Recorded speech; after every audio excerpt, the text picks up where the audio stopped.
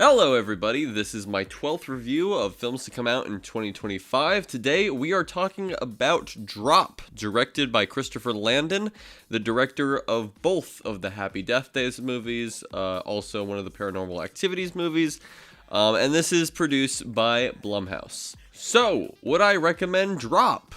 Absolutely not. This is probably the worst movie I've seen so far this year. It is terrible. I've disliked all of the movies I've seen from Christopher Landon, but this might be my least favorite.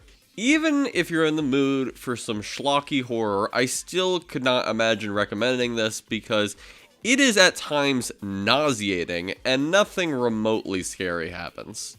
The writing is terrible. It's a concept where a woman is on a first date and she is sent threatening airdrop messages, except they don't use airdrop in the movie. They use some other service that's called DigiSwipe or some shit like that, which makes the drop title make a whole lot less sense. But anyways, they use the fake service and she gets threatening messages.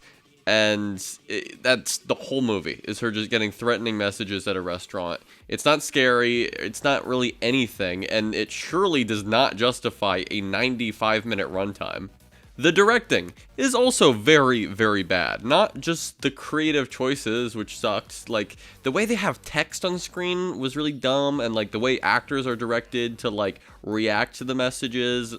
Sometimes they weren't even looking at it when they were supposed to be reading it. But anyways, that sucks. But also the framing of shots was just fucking incompetent. A lot of the shots were really low angles on characters, and it just looked weird.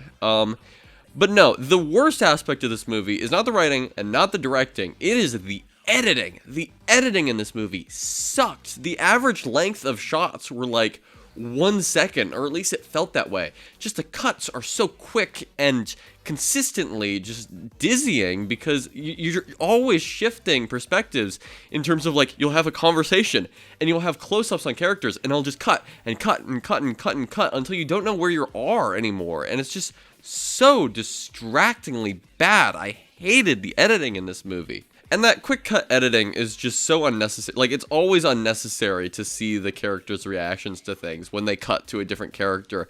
But it's just fucking unwatchable at points. I don't really care much to talk about this movie. It's the same sort of Blumhouse garbage that we're used to.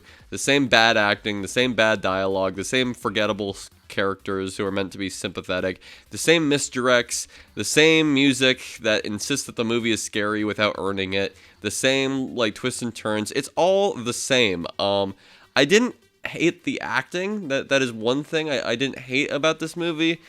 Some of the dialogue is fine. There's a lot of this movie is just a dinner conversation, and some of that was perfectly serviceable, but most of it is just god awful.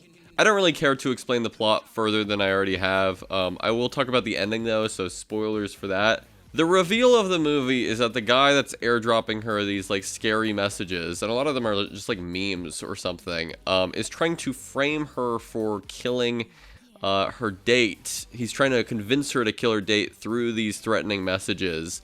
And the way they're threatening is he has this guy in a ski mask at her house in their security footage, taunting her with a gun at her house, and she's got a kid at the house and her sister's at the house, so she's oh my god, I can't have this ski mask guy kill my kid. Also, the guy in the ski mask looks like the enemy spotted meme, the same awful costume with the poorly cut face. It just looked really silly. But he's trying to frame her for killing her date that she met on Tinder or whatever because of a scheme involving their city's mayor and embezzling money. It was confusing and didn't really make any sense. And the way that she bests him, the way that she defeats this villain, is she breaks the window behind him and he gets sucked out as if they're on an airplane for no reason. And then as he's falling off the building, it was a Sharknado effect. It looked really, really bad. That's all I gotta say about this movie. I hated it. I think it's probably the worst movie I've seen so far. I'd give it a 1 out of 5 stars. Hated Drop. Tomorrow I will post a review for Audrey's Children, so subscribe to stay tuned for that. In the description, I will put a link to my Letterboxd list ranking all of the movies I've seen of 2025. Here is the ranking so far. As you can see, this is at the bottom. There should also be a link to the YouTube playlist of all my 2025 film reviews. You can also find that on my channel page and right on the left of your screen. Thank you for watching. Comments and likes are very much appreciated. See ya.